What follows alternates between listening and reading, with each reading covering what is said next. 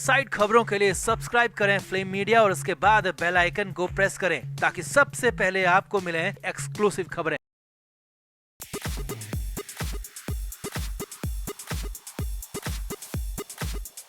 Maharashtra MLC चुनाव में जिन जिन विधायकों ने पार्टी और गठबंधन से गद्दारी की, उन सभी की पहचान कर ली गई है। कांग्रेस पार्टी ने सभी गद्दार विधायकों को लिस्ट कर लिया है और अब एक एक कर सभी विधायकों पर सख्त एक्शन लिया जाएगा। कांग्रेस की तरफ से जो लिस्ट बनाई गई है उसमें उद्धव ठाकरे की पार्टी के विश्वासघाती विधायक भी शामिल हैं, जिन्हें अब पार्टी और एमवीए गठबंधन दोनों से बाहर धकेलने का एक्शन कांग्रेस लेने जा रही है। और सबसे बड़ी बात यह है कि कांग्रेस अपने भी गद्दार विधायकों पर एक्शन लेने जा रही है। तो कौन कौन है वो विधायक जिन्होंने क्रॉस वोटिंग की? क्रॉस वोटिंग करने वाले विधायकों पर क्या एक्शन लेने जा रही है कांग्रेस और उद्धव ठाकरे का क्या है रिएक्शन, आपको सब बताते हैं। आप भी अपनी राय कमेंट बॉक्स में जरूर दें और वीडियो को भी शेयर करें। तो हाल ही में संपन्न हुए महाराष्ट्र विधान परिषद चुनाव में जमकर क्रॉस वोटिंग हुई। इस चुनाव में एनडीए गठबंधन को बड़ी जीत हासिल हुई। वहीं अब क्रॉस वोटिंग के मामले पर विपक्ष के नेता समीक्षा कर रहे हैं। इसी क्रम में कांग्रेस नेता और विधानसभा में नेता प्रतिपक्ष विजय वडेट्टीवार ने पत्रकारों से बातचीत की। उन्होंने कहा कि क्रॉस वोटिंग की आशंका तो पहले से ही थी। उन्होंने दावा किया कि क्रॉस वोटिंग की आशंका की वजह से ही महाविकास अघाड़ी की ओर से तीसरा उम्मीदवार लड़ाया गया। उन्होंने कहा कि विश्वासघात करने वाले विधायकों की पहचान कर ली गई है और अब इन विधायकों को गठबंधन से बाहर कर दिया जाएगा। इनके लिए अब गठबंधन में कोई जगह नहीं है और न ही पार्टी में। विजय वडेट्टीवार ने इशारा किया कि इन गद्दार विधायकों में उद्धव की पार्टी के विधायक ज्यादा हैं। नेता प्रतिपक्ष विजय वडेट्टीवार ने आगे कहा कि हमने लिस्ट बनाई है, सबूतों के आधार पर लिस्ट बनाई गई है। इस लिस्ट में उद्धव ठाकरे की पार्टी के विधायक भी शामिल हैं और कुछ विधायक हमारी पार्टी के भी हैं। इसीलिए हम तो हमारी पार्टी के विधायकों को पार्टी से बाहर का रास्ता दिखाने जा रहे हैं और उद्धव ठाकरे से भी यही मांग है कि वो भी गद्दार विधायकों को अपनी पार्टी से बाहर कर दे ताकि एमवीए गठबंधन आगे के चुनाव में बिना गद्दारों के उतर सके। विजय वडेट्टीवार ने कहा कि महाविकास अघाड़ी के पास 64 ही विधायक थे। तीसरे उम्मीदवार के लिए 69 विधायकों की आवश्यकता थी। तीसरे उम्मीदवार के लिए मुकाबला होना तय था। अघाड़ी के पास 2 ही कैंडिडेट का कोटा था। इसके बावजूद तीसरा उम्मीदवार खड़ा किया गया। जो रिजल्ट आना था वही आया। हमें अपने कुछ विधायकों पर डाउट था।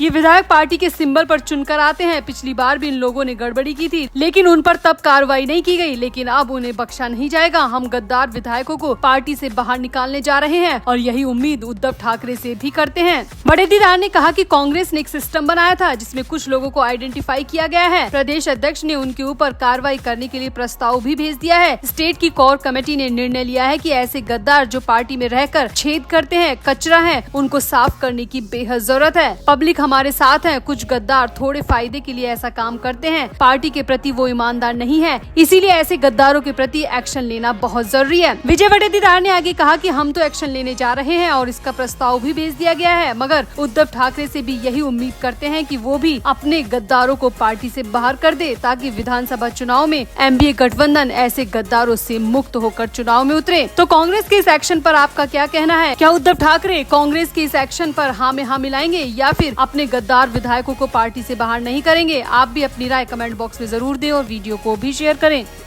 तो महाराष्ट्र में विधान परिषद की 11 सीटों को लेकर हुए चुनाव में क्रॉस वोटिंग का मुद्दा थमने का नाम नहीं ले रहा। बताया जा रहा है कि महाविकास अघाड़ी के घटक दल कांग्रेस के कुछ विधायकों ने महायुति के समर्थन में वोट डाला। इस मामले में शिवसेना यूबीटी के सांसद उद्धव ठाकरे ने मीडिया से बातचीत में कहा कि क्रॉस वोटिंग कोई नई बात नहीं है। कांग्रेस को पहले से इस बारे में पता था। कांग्रेस अच्छी तरह जानती थी कि उनके विधायक बीजेपी के हक में डाल सकते हैं। उद्धव ने कहा कि 2 साल पहले जब एमएलसी के चुनाव हुए थे तब भी इन्हीं लोगों ने कांग्रेस के अधिकृत उम्मीदवार चंद्रकांत खंडारे को हराया था। ये लोग टेक्निकली कांग्रेस पार्टी में हैं, लेकिन मेरा मानना है कि ये कांग्रेस पार्टी में नहीं है क्योंकि ये कांग्रेस में रहकर बीजेपी का साथ देने वाले विधायक हैं। उद्धव ने कहा कि ये सब तो दिखावा है। महाराष्ट्र में आधी कांग्रेस तो बीजेपी के साथ मिल जाती है। एमएलसी चुनाव में आधे कांग्रेसी बीजेपी की तरफ हो जाते हैं और कांग्रेस का हाईकमान इस बात को अच्छी तरह जानता है, फिर भी समय रहते कोई कदम नहीं उठाता। उद्धव ने कहा कि जो लोग शिवसेना यूबीटी पर सवाल उठा रहे हैं वो कान खोलकर सुन ले कि यूबीटी के विधायक कभी क्रॉस वोटिंग नहीं कर सकते। क्रॉस वोटिंग कांग्रेस की तरफ से हुई है। कुल मिलाकर यहाँ पर उद्धव ठाकरे ने नाना पटोले के उस आरोप का जवाब दिया जिसमें पटोले ने उद्धव की पार्टी के विधायकों पर ही सवाल उठाया था।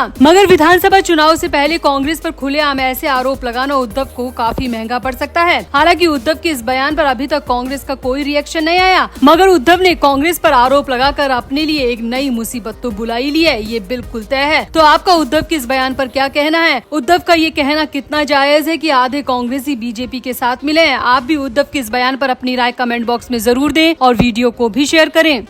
तो मोदी सरकार ने आपातकाल के दौरान अमानवीय पीड़ा झेलने वालों के व्यापक योगदान को याद करते हुए 25 जून को संविधान हत्या दिवस के रूप में मनाने का फैसला किया है। केंद्र सरकार के इस फैसले को लेकर अब उद्धव ठाकरे गुट के सांसद और प्रवक्ता संजय राउत का बड़ा बयान सामने आया है। दरअसल अनंत अंबानी और राधिका मर्चेंट के शुभ आशीर्वाद समारोह में देश विदेश की तमाम हस्तियां पहुंची हैं। अलग अलग राज्यों के मुख्यमंत्री भी नए जोड़े को अपना आशीर्वाद देने पहुंचे हैं। इस दौरान उद्धव ठाकरे गुट के संजय राउत भी अनंत अंबानी और राधिका मर्चेंट के शुभ आशीर्वाद में पहुंचे। मगर यहाँ पर भी संजय राउत ने राजनीति करने में कोई कसर नहीं छोड़ी। पार्टी स्थल से बाहर मीडिया से बात करते हुए राउत ने आपातकाल 1975 की याद में 25 जून को संविधान हत्या दिवस के रूप में मनाए जाने पर कहा कि ये लोकसभा चुनाव के नतीजों के बाद बीजेपी अपनी भड़ास निकाल रही है। राउत ने आगे कहा, 50 साल पहले जो हुआ उसे गलत तरीके से दर्शाने की कोशिश बीजेपी कर रही है और मोदी सरकार की इस कोशिश को हम कभी भी कामयाब नहीं होने देंगे। संजय राउत ने आगे कहा कि आपातकाल को 50 साल हो चुके हैं, लोग भूल चुके हैं, मगर मैं याद दिला दूं कि इस देश में आपातकाल इसलिए लगाया गया था क्योंकि इस देश में कुछ लोग अराजकता फैलाना चाहते थे। पुलिस और सेना को भड़काया जा रहा था कि सरकार के आदेशों का पालन मत कीजिए। राउत ने कहा कि आपातकाल लगाना वक्त की मांग थी। अगर ऐसी स्थिति अटल बिहारी वाजपेयी के प्रधानमंत्री होते हुए आती तो वो भी आपातकाल ही लगाते। राउत ने कहा कि पीएम मोदी और सरकार को इसीलिए बहुमत नहीं मिला क्योंकि वो लोग संविधान को बदलना चाहते हैं और इसी की भड़ास वो संविधान हत्या दिवस के रूप में मनाकर करना चाहते हैं। मगर पब्लिक सब देख रही है और सब समझ रही है। यहाँ आपको बता दें, केंद्रीय गृह मंत्री अमित शाह ने ऐलान करते हुए कहा था कि संविधान हत्या दिवस मनाने से प्रत्येक भारतीय में व्यक्तिगत स्वतंत्रता और लोकतंत्र की रक्षा की अमर ज्वाला को जलाए रखने में मदद मिलेगी, जिससे कांग्रेस जैसी तानाशाही ताकतों को और उस भय को दोहराने से रोका जा सकेगा।